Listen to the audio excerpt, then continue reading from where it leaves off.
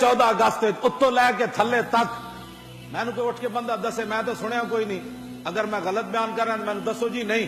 کسی ایک ذمہ دار آدمی نے جنہاں کو اقتدار ہے، جنہاں کو بدماشیاں دے سارے سامان ہیں، ایک بندہ دسو میں نے جنہیں کیا ہوئے کہ پاکستان کا مطلب کیا، لا الہ الا اللہ محمد رسول جی، دسو میں نے کسی ایک نے نعرہ لایا ہوئے کہ پاکستان اس لیے بنا، بس صرف جناب جی پریڈ ہو رہی ہے جی، جھنڈا لہرایا جا رہا ہو، دسو میں پریڈ کیوں ہو رہی،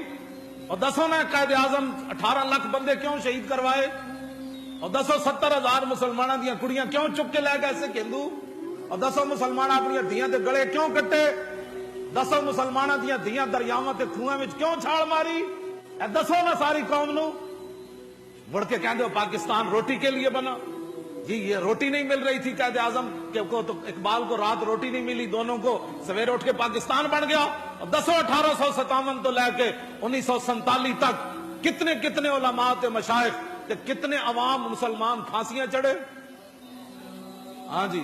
جڑے جوانیاں جیلاں وچ انگریزاں دی گئے تے ہڈیاں گل گئیاں، اور دسو نا لوگاں نو علامہ فضل حق خیر آبادی مٹی دے ٹوکرے کیوں چاہے، اے دسو لوگاں نو کہ مولانا احمد اللہ شاہ مدراسی دی گردن کٹ کے تے دہلی دے چاندنی چوک وچ کیوں لٹکائی گئی، تسی سمجھدے ہو بھائی راتی تانوں خواب آئی سویرے پاکستان بن گیا، بدماشو سانو دسو پھر اسی دنیا نو دسیے ٹی ویاں تے، ہاں جی دیکھنا جی پوری قوم رون نہ لگ پئی تے گل کرنا، پھر سلنسر کوئی نہیں کٹے گا، ہاں جی سلنسر کٹ کے ٹھان ٹھان ٹھان، یہ آزادی ملی تمہیں، اس کے پیچھے لاکھوں دنیا کے خون ہے، ہاں جی